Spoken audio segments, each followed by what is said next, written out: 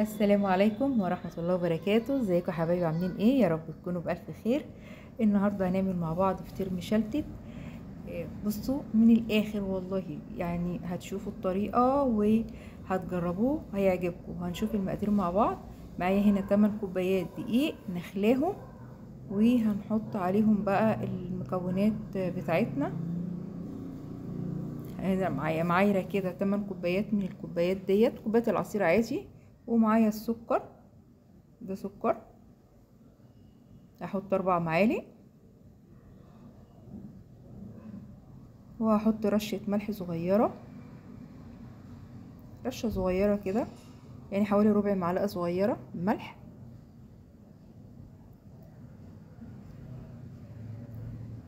وبعد كده معايا المية، دي ازازة مية حوالي، دي مش رتلي، لا دي اقل، اللي هي 600 ملي ديت. مش هاخد غيرها، بس هي اللي هتكفيني على العجن بتاع ال8 كوبايات دي.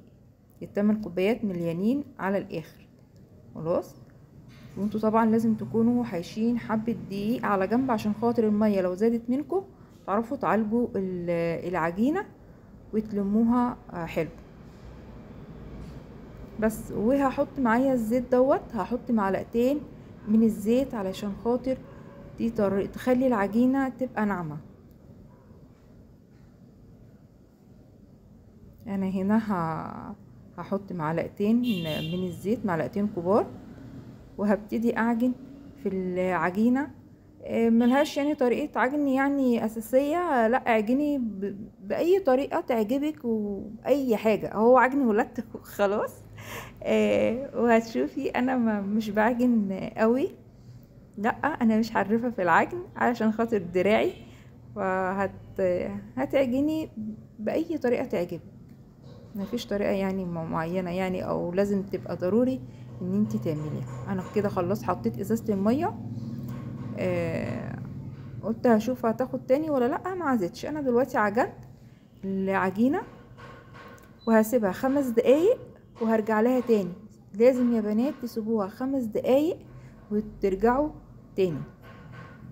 خلاص بتخلي اللي هنا بوريكم، بقول لكم هي محتاجتش ميه تاني. انا كنت مليت الازازه عشان اشوف هتعوز ميه تاني ولا لا، ما احتاجتش. هنا سبت العجينه ترتاح 5 دقايق ورجعت لها تاني وهعجنها. بصوا هتلاقي العجينه ناعمه بطريقه غير طبيعيه لوحديها سبحان الله، يعني ما شاء الله. بتلاقوها كده تحصل فيها حاجه، الله اكبر. بصوا هنا بقى باخد العجينه يا دوبك، باخد من جوه لبره علشان خاطر يخش لها كده زي هوا. حتى وانتي بتعجني هتلاقي في صوت فقاقيع في ايدك. هتعجني العجينتين دولت كده وهتسيبيها برضو ترتاح شوية، حوالي 3 دقايق او 5 دقايق. هتغطيها وتسيبيها وتديها عجنة تاني وخلاص. هنبتدي ان احنا نقطع فيها. فانت يعني مش هتعجني كتير، لا هي بس كده يعني كام عجنة كده وخلاص. هنا برضو خلاص كده. انا كده هبتدي بقى ان انا اقطعها. انا طبعا حطيت زيت في قلب الصينية، لازم تحطوا زيت في الحاجة اللي انتوا هتحطوا فيها تحت العجينة، لازم وضروري. وتحطوا فوقيها برضو زيت، لازم عشان خاطر يعني. مش تعالوا نشوفوا بقى الاسرار بقى بتاعه الفطير اللي انت مش هتلاقيها عند اي حد.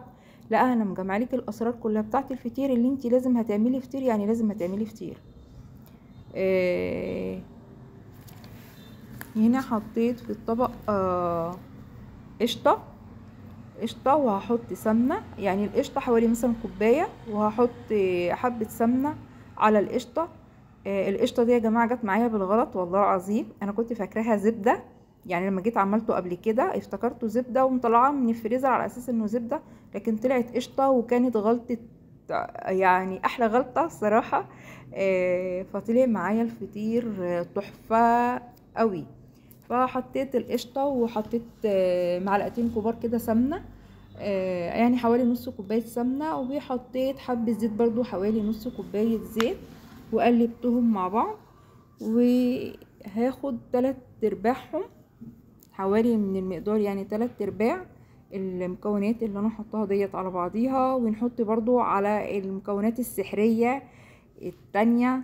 النشا حطيت نشا، وحطيت بيكنج باودر، حطيت 4 معالق نشا، وحطيت معلقة بيكنج باودر كبيرة، وقلبتهم مع بعض، وحطيت المكونات على بعض، وسبت الربع القشطة والزبدة والزيت على بعض. هنا طبعا انا هعمل حشوة للفطير. حطيت جبنة، اي جبنة انتوا بتحبوها، مع جبنة براميلي، هخلطها كده مع بعضيها، وهبتدي احط زيت على الرخامة.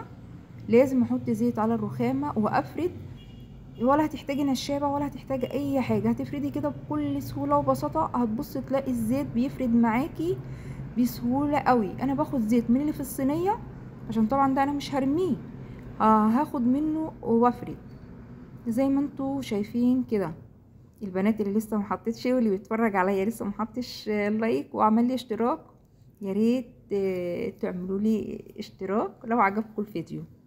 هنا بقسم الفطيرة حوالي على 3، واحط الجبنة واقلب. بحط لازم ادهن الفطيرة من الخليط اللي انا عاملاه، النشا بالبيكنج باودر بالقشطة والزبدة. خلاص، كل ما اتني لازم احط منه، لازم احط كل ما ايدي تيجي عليها، لازم تيجي عليها بالمكونات ديت. خلاص، طبعا الربع اللي في الطبق بتاع اللي انا حيشاه من القشطه والسمنه لوحديهم، بعيد عن البيكنج باودر والنشا دوت، في الاخر هقولك هتعملي بيه ايه. بس خلينا كده ماشيين واحده واحده. انا بحاول اهوت اوريكي ان الفطير برققه بكل سهوله وبساطه. حاولي ان انت تبيني يعني الرخامه تبقى باينه من تحت الفطير، عشان خاطر الفطير يبقى طالع رقيق. فبصوا بيتفرد بكل سهوله بكل سهوله يا بنات، والله العظيم. يعني على فكره لو حد قاعد لوحده من الشباب ولا حاجه، ولا اي حد او بنت او اي حاجه، هتعمله بكل سهوله والله. على فكره انا مش حريفه يعني قوي في العجن والحاجات ديت، بس يعني الحاجه بتيجي بالبركه وتسمي كده بسم الله الرحمن الرحيم، والحاجه تبقى معاكي زي الفل. انا عملت اهوت، لميت حطيت فطيره جوه فطيره، وخلاص. لو عايزه تعمليها مدوره بتعمليها كده على شكل دوريه، ولما بتسيبها بترتاح بتتفرد معاكي بكل سهوله. عايزه تعمليها مربعه براحتك، عايزه تعمليها مدوره برضو براحتك، المهم في الاخر الشكل والطعم زي ما انت عايزه.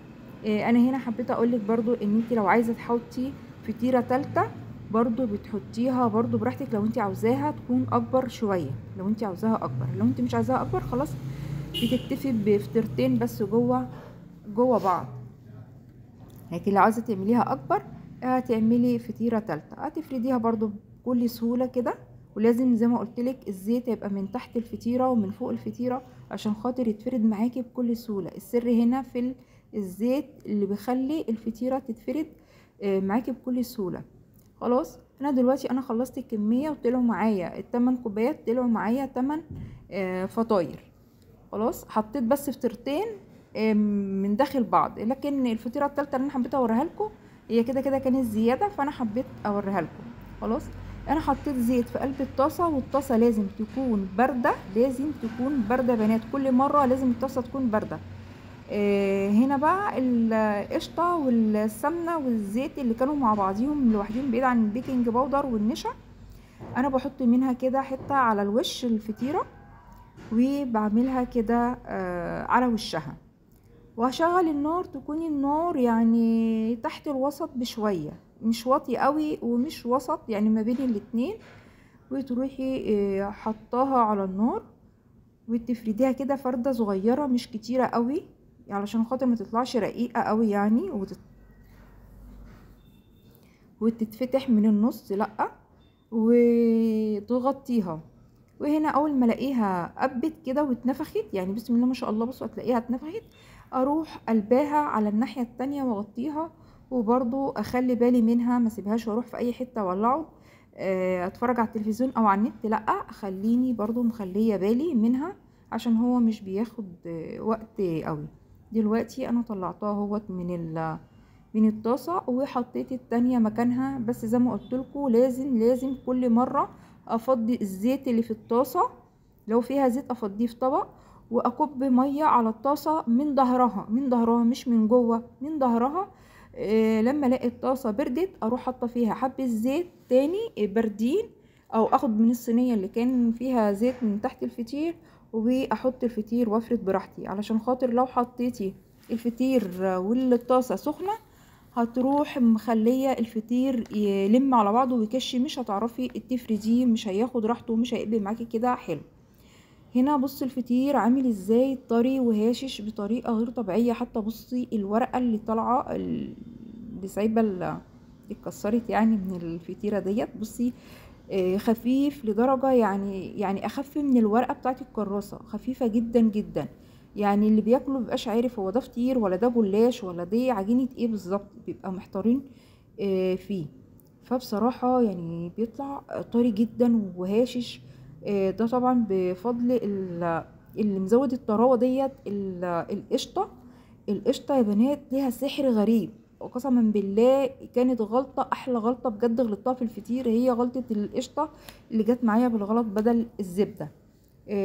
وانتي لو حبيتي تحطيه في، وهو يعني قبل ما تحمريه، لو حبيتي تحطيه في التلاجة وفي ضيف عليكي ولا حاجة فجأة، عادي ممكن تاخدي الفطير وتحطيه في التلاجة، وممكن تعمليه تاني يوم تالت يوم براحتك.